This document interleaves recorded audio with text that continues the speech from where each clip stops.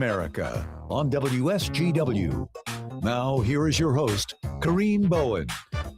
Good afternoon, ladies and gentlemen. Welcome to another edition of United Shades of Gray Conversations of Race in America. Today, we have a great show planned for you today. I am excited about this conversation. A couple of weeks ago, I was just kind of like, what is going on in the world? On this show, we talk about issues of race. We put them in context of being able to have conversations, and it requires us to be very courageous in having these conversations because oftentimes they are things, not that they are wedge issues, but they're issues that really are that we consider passionate as people. And so today, our conversation is no different than other conversations that we've had in the past. And I just want to let everyone out there know that I hope that you guys take a moment and just listen in to what this conversation is about. We're going to be talking about how our community and how Latin communities, Hispanic communities, whichever you call yourself or you embrace, how those communities are dealing with now ICE being in Saginaw County. When I think of ICE, I've often, we ICE has been around, I think, since 2003 or so, right after, in response to the World Trade Center bombing to make our nation safer, which I certainly believe in safe borders. I think that any common sense American would believe and would desire to be safe in our nation. And so it was started out as that, and it was about bringing in two different bodies that operated. One of those was the what was it, customs, making sure that our custom exchanges were safe, and then also the other one was Homeland Security, and we kind of brought those two together. That we have now this organization referred to as ICE, and it is responsible for making sure we have secure borders, customs, and all of the things dealing with Homeland Security in those spaces. And so today we have with us Angel Gomez. He is sitting in. He is the chair for the Latino Caucus in Saginaw County with the Democratic Party. I want to say welcome to United Shades of Gray, Angel. Thank you for having me. And I want you to pronounce your name because oftentimes we dilute names and we make them comfortable or easier for us to say. And I want to give respect to your heritage and those who gave you this name. Would you please pronounce your name the way that it is intended to be pronounced? Yes, my name is Angel Gomez, and I go by Angel. They are both spelled the same, and they transfer over to the same. So for all of you folks out there, all of the gringos who can't say okay, we're gonna say, including myself, right? We're going to say for all purposes, Angel, thank you for allowing us to have that conversation. Angel, thank you for being here today. Tell us a little bit about yourself before we get into the dynamics of what's happening in Saginaw County. Just tell me a little bit about who you are, and let's start there. Who are you, Angel? So I am a clinical social worker. I have also started the Latino Caucus to get more Latinos involved in the political atmosphere because there are a lot of Latinos that do not want to be in the political aspect right now. Okay. And you say they don't want to be in the political aspect, but are you from Saginaw County? I am. Okay, born and raised here. Yes, sir. What school did you go to? I went to Chesneen schools. All right. It's important for us to understand that the people that are doing this work are people that are part of this community. When we look at what's going on in the world, it's so much easier to have sentiments or feelings about people when they are those people. Mhm. But I needed to make sure that we, people understand that you are here in this community, born and raised in the community. So you're one of us. Yes. In the community. We one of each other, right? So you were here. What made you get involved with this kind of work, with political activism? What made you want to be an advocate? So ever since I was little, I've been involved in the political atmosphere. My grandfather would take me door knocking because he was in the union. Okay. We would do parades and all that. And then as I grew up and I saw not a lot of Latinos in these political realms, Right. in these spaces, being able to give their point of view. So I discussed that of like, how do I get them in these spaces? And the Latino Caucus was born. Okay. So the Latino Caucus, how long or how old is this baby of yours? It's only about a year old now. Okay. And it's been doing quite a bit of educating different elected officials that are coming in, that are running for office, some of the elected officials that have already been in office, sharing their point of views, letting us have a conversation with them that most people have all the time. When you say educating, and that kind of like my spidey senses kind of beep beep. When you say educating, what exactly are you educating the community, these officials on? So it's educating more of the community that we can have communication and conversations with our elected officials. There is a lot of like, we know who our elected official is, but we don't talk to them, we don't engage with them. Right. So do you find as you're doing this work, and you've been in this space for quite a while, that was one of the reasons you saw that there was not a voice or an advocate for Latino people in this particular space, Correct. in politics particularly, right? Yes. What do you think the reason is that you don't find people of the Latino Hispanic community really engaging the space in politics? A lot of it has to do with our divide in our own community. There are Republicans, there are Democrats, and then there's that middle ground where we can come together and want our government to work for us as well as be able to support us. So how do we go about doing that? And before I even started, there was a lot of our elders who are like, yeah, we know this person, but we don't talk to them. We don't put anything on the table. So, what do you believe are the biggest misconceptions that the public has when we talk about undocumented workers? And Mhm. and I want to be respectful because once again, in order for us to diminish someone, we have to first of all take away their humanity. Yes. And I don't like the term illegal illegal immigrants. I like undocumented workers or undocumented individuals. Right. Yes. Um, what do you think is the biggest misconception surrounding them? I would say that just because you're brown doesn't mean that you're undocumented. And just because you're working manual labor doesn't mean that you're undocumented either.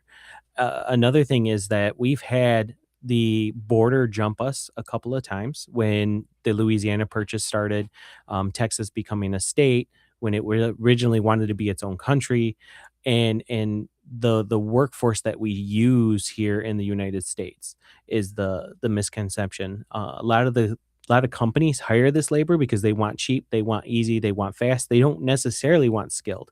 So when an undocumented person gets this work, it is also viewed as this person's doing the crime, not necessarily the company that's doing it. I think that's super duper important to make that distinction. And I'm going to bring that up again because in the particular situation we're looking at Saginaw County, I asked you this before. Um, and so we're going to get to that in just a minute. But when you talk about this, you said we've jumped the borders. Explain. I know what you're talking about, but for someone who's out there who really doesn't understand what you mean by that, let's be clear about what you mean. You mean the border jumped us? The border jump. There you go. So We didn't land on Plymouth Rock. Plymouth Rock landed on us. No, go ahead. Yep. So what happened was when the United States purchased the Louisiana Purchase, the border went from being right there, that short span, to incorporating Texas and Arizona and Mississippi and Oklahoma and all of that. Before that used to be Mexico. So Mexico used to be in charge of that land. You know, what's interesting is most Americans, we forget or we don't really understand history. And even with that particular, how that land grab took place, and you talk Mhm, about we got jumped by the border, um, and using the Mexican population that was there in order to get rid of folks who were there and mhm. then to kick them out of that same land that they fought to have. Yep. It is a story that is very central to how America has operated. And I don't say that now. Many people are like, if you don't like the country, get out of it. Well, you know, I can say the same thing about many other people. But what I will say, as we look at where we are today, what do you think? And we're coming into a political season. It is tomorrow is a primary here for Michigan. We're going to decide who's going to be our governor, who's going to be senators that are going to be representing us, both at a state level in terms of management of our entire state, but then also on a national level. Who's going to be there to make these votes? Do we continue to fund ICE or do we put these dollars somewhere else? How does that operate? When we look at these things, what do you think are the key issues that Latinos should be looking at as we move forward? If you were to put together a Latino agenda, what would that look like? It's going to look very similar to what everybody wants. We want to be able to have good jobs and be able to provide for our families. We want our kids to have futures, so we want them to be able to have a good education. We want our communities to be safe. And when I say safe, I mean that we don't have to worry just because I'm brown skinned if I'm going to get detained by ICE or stopped by ICE because of my skin. I think that that's interesting because of this current administration, it has done a tremendous job with folks who are already concerned or didn't understand or have believed lies and fallacies. It has done a tremendous job of making undocumented workers synonymous with dangerous, synonymous with crime. Crime, you say undocumented worker. How has that impacted many other Latinos and Hispanics from really joining this coalition and being involved? It's also they don't want to be seen as criminals, where a lot of us are not criminals. We are here because we want our safe communities. We want to be able to raise our family safely just like everybody else. And so there's that viewpoint of that potentially if you're joining with the undocumented population that you're supporting criminals. If they committed a crime, 100% get them out. But there are families here who have been here 20, 30, 40 years that have not been able to get that road to pathway for citizenship on board. It I know that I talked to a lawyer one time and they charged $5,000 just for a background check. Wow. And who has that kind of money to drop down? Wow. So when you look at this, it is a real challenge. There are some challenges, and I think that both Democrat and Republican, independents alike, would say, "Hey, we have some serious issues as it relates to immigration. That has been the Achilles heel for America. It's not a Democratic Party issue. It's not an independent party issue. It's not a Republican issue. It is an issue that we have as America. How do we, a nation of immigrants?" How do we safely and continue to allow other immigrants to come in and to realize the American dream while also keeping our nation safe? And I think that that is a real issue when you look at that being central to what many people think. And we talked about some of those misconceptions. What do you think are some of the misconceptions that Americans have? And what are the real benefits that undocumented workers are really providing that most Americans have no clue? So there's undocumented, they pay their taxes. They pay their state tax. When you go purchase a TV, they pay that 6% sales tax. They pay for gas. They rent housing. There's money that's flowing into our community because they're working. Also, that we have families that come here they have their kids here and they're able to get an education and help boost the value of the United States by having those people that are educated. Some of those misconceptions that there is that they should just wait in line, that they're cutting in line. And the thing is the line is so long that if you were to apply, for example, in Mexico, it's going to take you 20 to 30 years to come over here. So if somebody already has a family member here, what do we do? Before Reagan was president, we had this revolving door where people would come in, they would work, and then they would leave. When Ronald Reagan became president, he stopped that door. So at that point, I already broke the law because he stopped the door. What do I do? Do I just stay here and have a family, or do I go back and potentially not have money to pay bills? What do you say to the individual? And I know there's a lot of people out there that have this sentiment. You broke the law. Get out. You broke the law. What do you say to folks who feel that way? I don't care how many family members you have here. I don't care how many kids you had here. You broke the law. You should go back, and your kids should go back because you broke the law before the kids were born. What do you say to people that I feel that way? I say that, have you ever jaywalked? Because that's what it's equivalent to. Coming into this country illegal is equivalent to jaywalking. It is not a felony to come into this country. So it is a civil matter. If you were to jaywalk, do you want them to pack up your family and put you in jail for jaywalking? Okay, okay, and I get that, and I'm gonna press you there just a little bit because some people say, okay, jaywalking, but you're jaywalking across an international border, and with that, jaywalking, and some are gonna say with the expectation that you're going to become a burden to this new society and get the benefits of a country that you got illegally. Like you somehow you're stealing these benefits. You're going to come in and we're going to have to take care of you and give you health care, which we don't give all Americans who are American citizens health care. That's a whole nother conversation. But what do you say to those individuals that like it's not just jaywalking? You're jaywalking across the international border, and you're coming here to be a weight to the system. So, me being a clinical therapist, I have been involved in the system since I got my degree.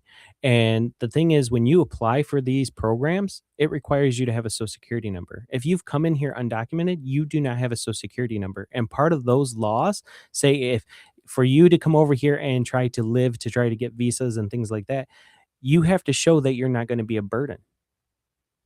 Okay, and so you're saying that I want you to finish because you're not going to be a burden. But what does that mean to you? What's the That point? means that you cannot sign up for social welfare programs. Okay, so you're being very clear, saying that the issue is being conflated Mhm. because they are not a drain on the system. Because if you don't have that social security number, you cannot get those benefits. Because that is the narrative that we're hearing, Right.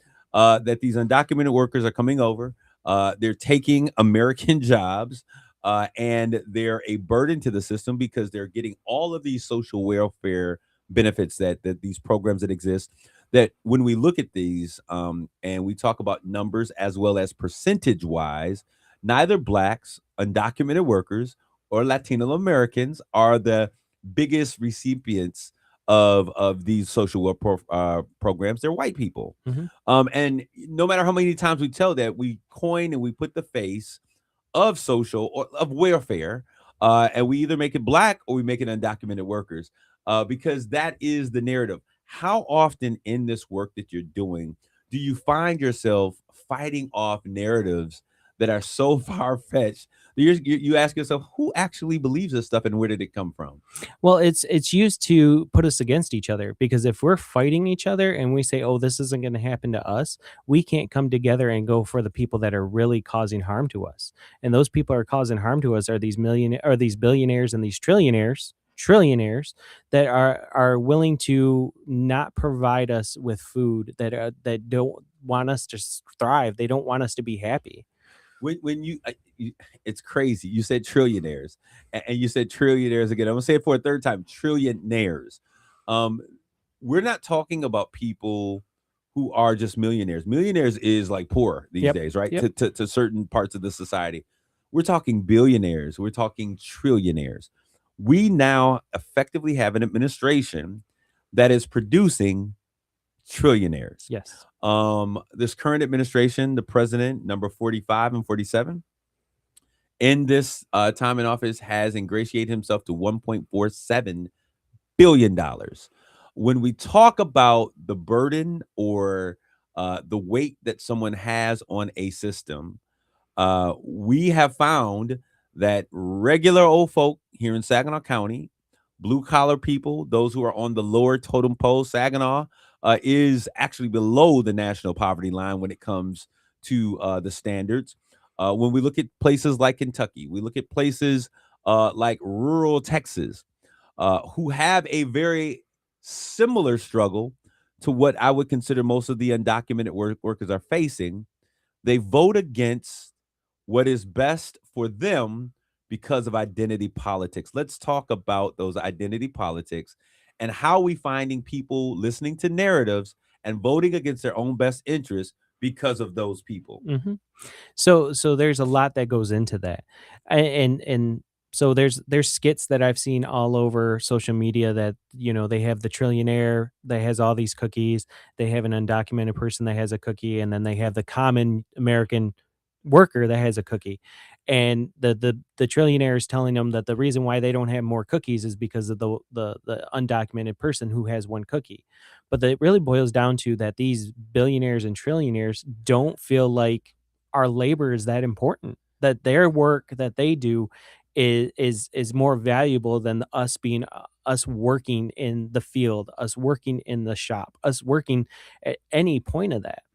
So the essence of this is uh, the African American guy has a cookie, the undocumented worker has a cookie, the white American has a cookie, and the billionaires and trillionaires are all they got storehouses of cookie, Yes. and they're telling the person, the white guy with one cookie, the reason you don't have more cookies is because you gave the black man has to have a cookie. Yep. We got to have affirmative action and process. Oh, we've got to have DEI so the black man can have a cookie. Yep. Because if it wasn't for DEI, the black man wouldn't have a cookie.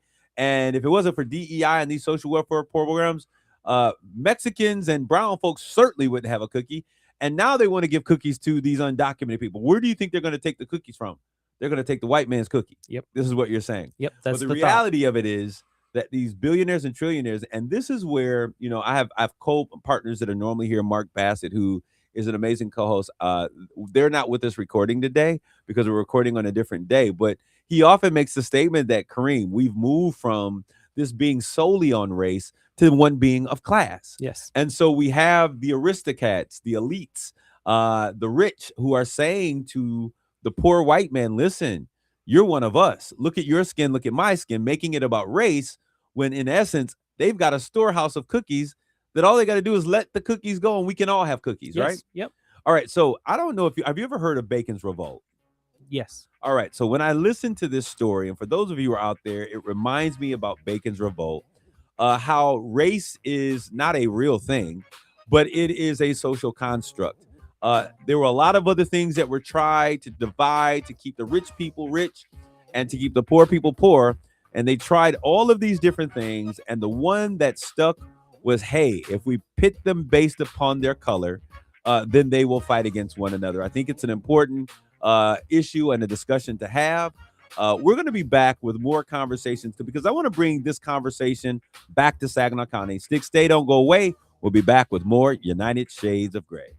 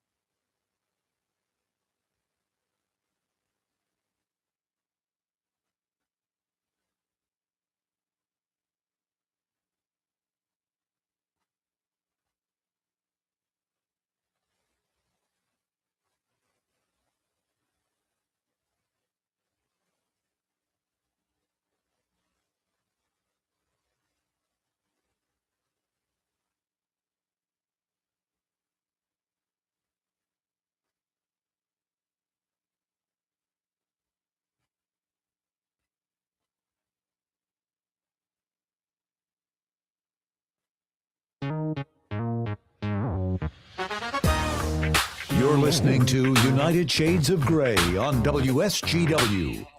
This is Kareem. We're back with more United Shades of Gray, conversations of race in America. And if you've been tuning into this conversation, I think that this has been a very good conversation, one that we have not had for a very long time. I woke up a couple of weeks ago and there were people that were in my front yard and they were digging holes.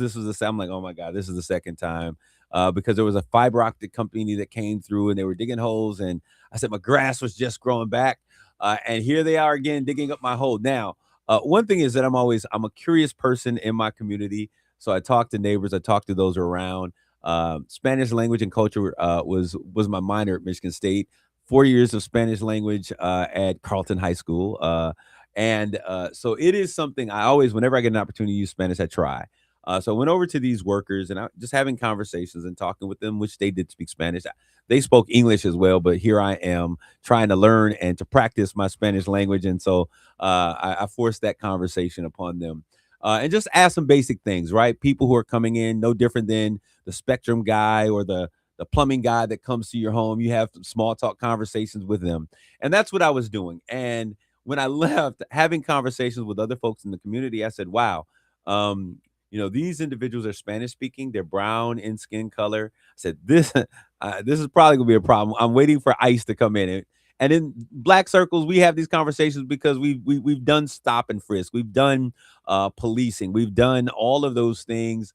Profiling, racial profiling. So we understand how communities work, even though y'all think, oh no, it's just the laws, it's principles, it's policies. We have a different perspective because we've been on the other end of this. when you now, and I'm speaking with Angel Gomez, who is the chair of the Latino caucus of the Democratic Party here in Saginaw County. And we've been having this conversation.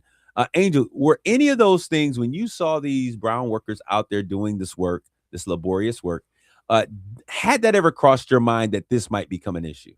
It did. It really did cross my mind that it was going to become an issue because, like I said before, these are hard workers that were coming in, and the corporations are the ones that feel like this only valued $12 an hour. I've had people tell me that they were getting paid approximately $160 a day, and so all this work in the heat, in the cold, in the rain, in the thunderstorms, they were out there working 10-hour days. 105 degrees one day. I said, let me go take these guys some water because they really should have been pulled off the jobs at that point. Yes. It was horrific temperatures. They're out there working, doing work that we wouldn't do. Yes. And so you said that you thought that this might be problematic.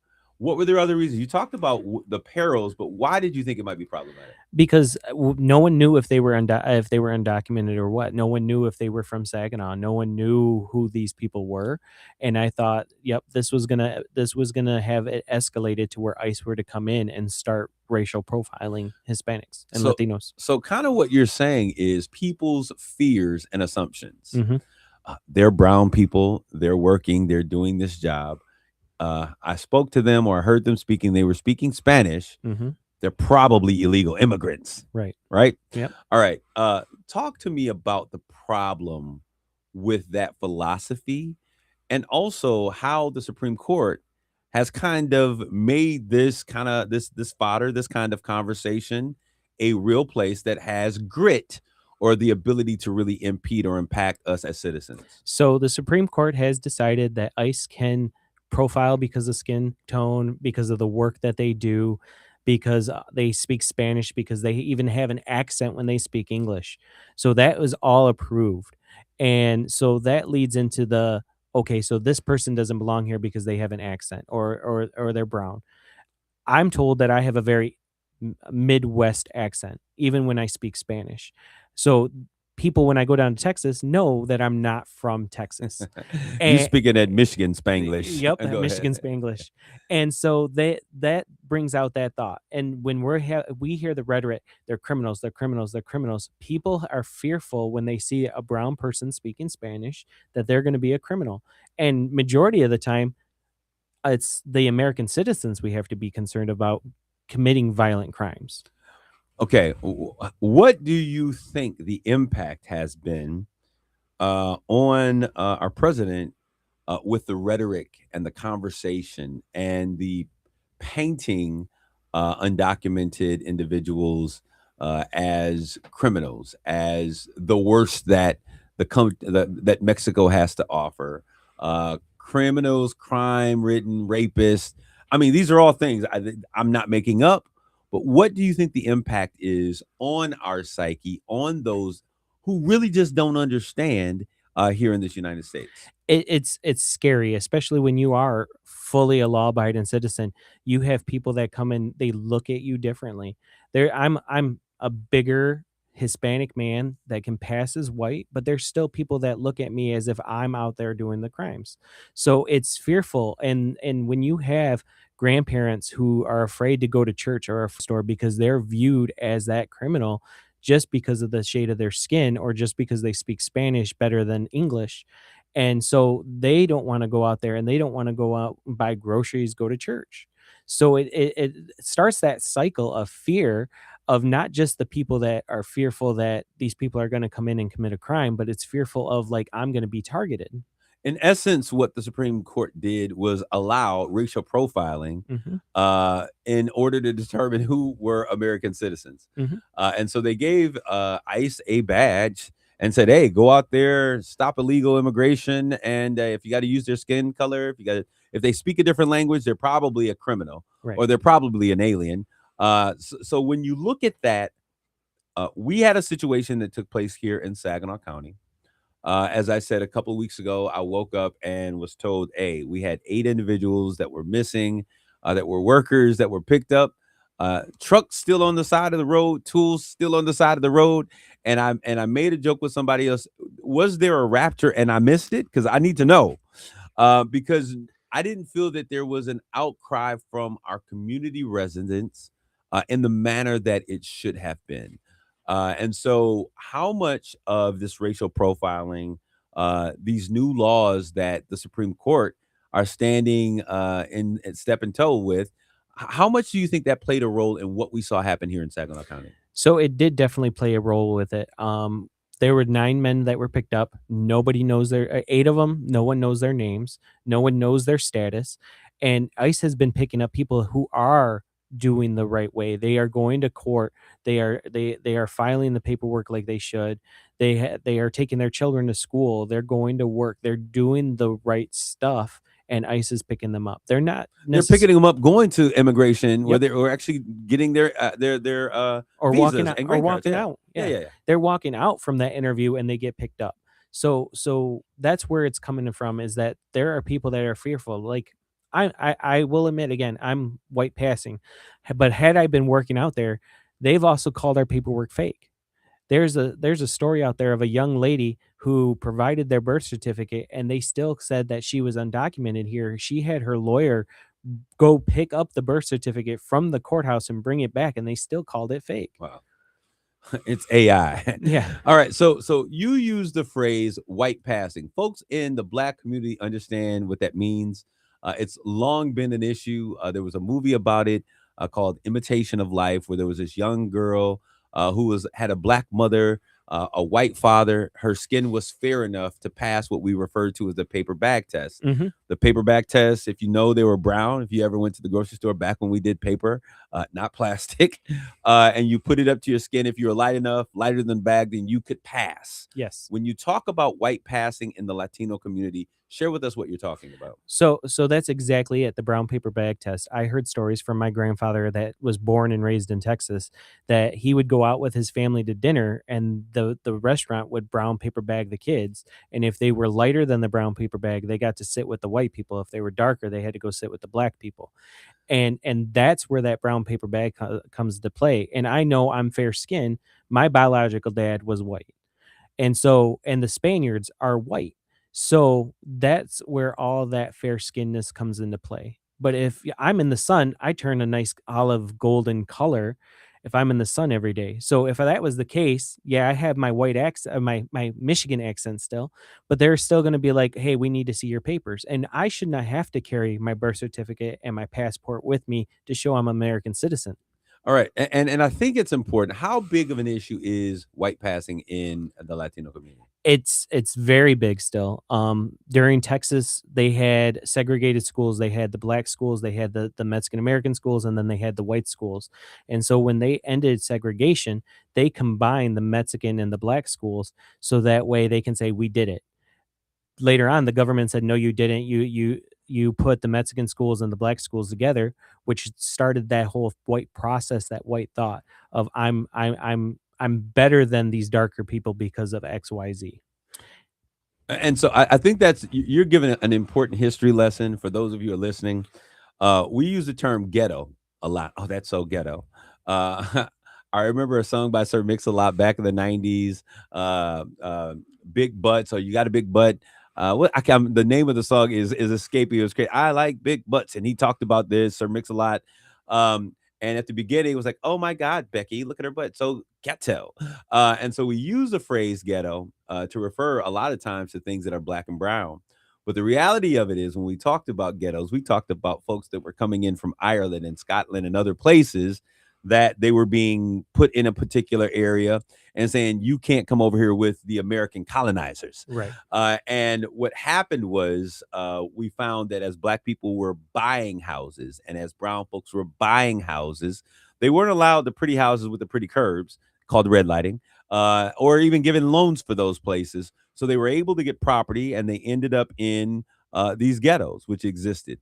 And as they were in these ghettos, it then became like, who is the bottom of the ghetto? Yep. I need y'all to understand this, because there's a reason why Ghettos don't just exist because black people or brown people showed up in this nation. Ghettos existed because white folks were here, and the colonizers did not want those coming across from those other countries to be a part of their society. And then it became like, how can we get out the ghetto? Well, we have to assimilate to the lifestyle of the colonizers. And so, of course, the lighter you are, the easier you can assimilate. And so, when you talk about white passing, part of the problem that blacks have had is that we have fought for freedoms. We have the civil rights movement was such a powerful movement to bring these justices to our community. And after that, after the black folks got them, indigenous folks, those were also included in these 13th, 14th, and 15th Amendments. We then see it extended to our immigrants and our brothers and sisters who are crossing the border from the South. We then see women and black women and other and lesbian, LGBTQ plus QI plus communities benefiting from these things. What we also have seen is that as we have seen brown folks get these opportunities and these benefits that really black people have blood, sweat, and tears have fought for and paved the way. White passing becomes an issue. They get in and they forget where they came from. Yep. They forget the benefits of those things. What do you say to the community that you have out there that are essentially saying, we like that, we want the benefits of being a minority, but we want the lifestyle of living as a white American? What do you say to that portion of the community? So I would just say, like I said, I'm white passing, so I'm part of that community, unfortunately. And so I try not to forget where my roots have been made. Chesneen, I have a lot of friends in Chesneen that I talk to, as well as the Latino culture that I listen to. I listen to music. I eat tacos. I do that stuff. But what we're doing is we're trying to break down those stereotypes, because as we have those stereotypes, it's used to dehumanize us. So that way people are okay with us being treated a certain way. That's right.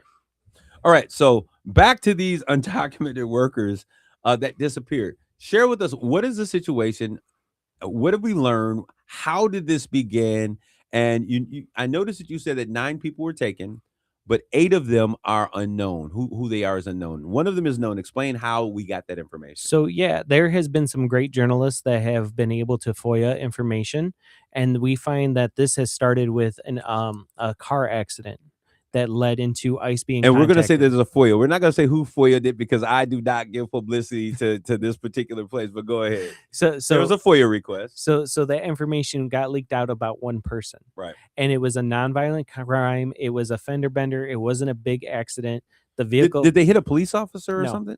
Okay, because the story was that they ran into a law enforcement officer. So they were in a car accident, and the officer came because he was called because of the accident. Okay. It was a fender bender, non-violent. The vehicle was towed and impounded and everything like that, but ICE was contacted at that point. And then 2 weeks later, they came to look for that person with the information that was provided, and then they were able to grab another 8 men who we don't know their names. All right. So what do you say to the individuals? Like, okay, well, if they were illegal, this is not a problem. What's the problem? The officer did what he was supposed to. They couldn't determine who this guy was, so they went to find out who he is. Case closed. They did what they were supposed to. What do you say to that individual? So would they have done this? Would they have contacted ICE if this person was a South African? Or would they have taken them down to the city jail to do fingerprinting to figure out who they were? That's where my thought process comes in. The other thought process is we are told that they didn't have insurance and they didn't have the vehicle registered in their name and things like that. Okay, so he broke a crime. At that point, you should be able to hold him and detain him because he broke a crime. Okay, so but doesn't the statute or the procedure for those things recall for ICE to be called? The call for ICE to be called? So that is a toss up depending on the Okay. law enforcement that you talk to. Some law enforcement that I've talked to says you go to the county jail, get them fingerprinted. You can see if they have warrants out for their arrest, if they have any criminal activity. The other time, there is some law enforcement that says, yes, that's what we do next is we contacted ICE. But then I've also had, the law enforcement that goes, a vehicle accident is a nonviolent crime. The car was impounded. So at that point, that's small. That's a small potatoes type of thing. It's interesting that we're having this conversation because I think that as we look at this and we talk about a drain on resources, we talk about the issues, the impact of these things. we're willing to spend a ton of resources on these situations, but not really a ton of resources on making sure that immigration operates and functions the way that we need it to. Hmm. Um, when we listen to what is going on and we see what's going on in this particular situation, what is the recourse? What's the recourse of individuals who are picked up? I mean, will we ever know who they are? Because what is happening is, if we don't know who they are, then and the government has kind of set a track record is that we will deport you and find out later. Hmm. What's the impact, and are you hopeful that we will find out who these individuals are? I am hopeful. I did get some tips just recently, so I'm hoping to be able to get their names. But the scary part of that is if I were to go work down in Tennessee and my family's here in Michigan and I get picked up and they deport me without asking any questions of who I am, then what do I do for my family? That could be anywhere from a week to months at end before my family get to hear from me, let alone have a paycheck that's coming, especially if I'm the main breadwinner. If I am paying for everything and my wife's home alone, think of the thoughts that would entail of like, oh my god, this person just disappeared, they're not answering their phone, they're not answering their messages, they're not, and it's worrisome because we don't know if these people are documented or not. In past, we've had mass deportations happen as well, and like majority of them were US citizens that were deported. Wow.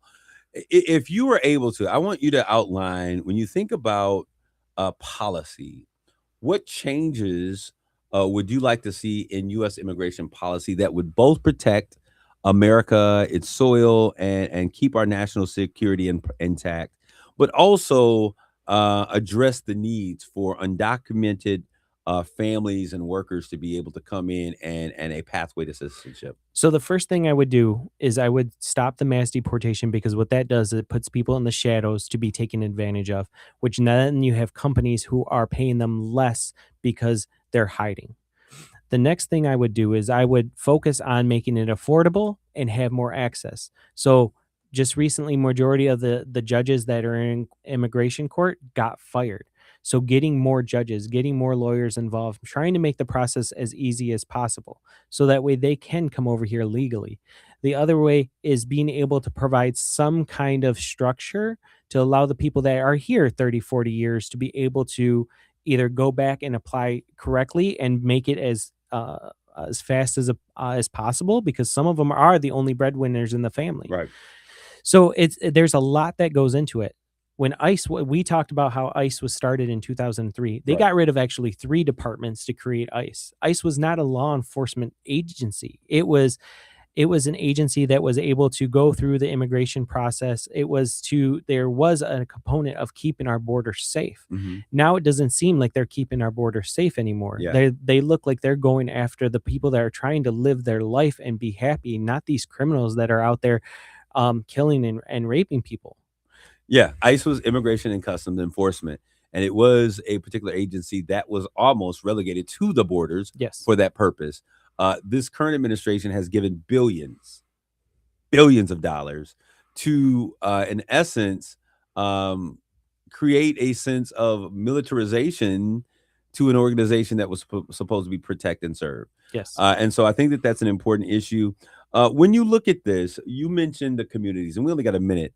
What is the role of these communities, and what responsibility, not communities, corporations, what is the responsibility of these corporations? Because if we don't know who they are, those companies do or should. Yes, those companies should, and they should come out and be able to say these are the people that were taken. However, we have learned from our history that these corporations don't do that. Coca-Cola had hired a lot of undocumented workers because they didn't want to pay Americans their price. And what happened is they fired them and they called ICE on them. And so that way they were picked up. So they didn't have to pay that bill of labor because what is a corporation's number one goal? Profits. Wow. So here you have it. Mr. Gomez is here. How can they contact you if they have questions, concerns? They see someone getting picked up. Who should they call? So there is the Latino Caucus does have a Facebook with the Democratic Party. There's an email on there as well that you can reach out to me. And there's if you want to report that ICE is in our area, you can shoot an email and we can go from there. All right. Certainly thank you for coming here to United Shades of Gray, Mr. Gomez. And for those of you who are continually listening, I want you to like, tag, and share this conversation. Let somebody know, hey, we are truly better together.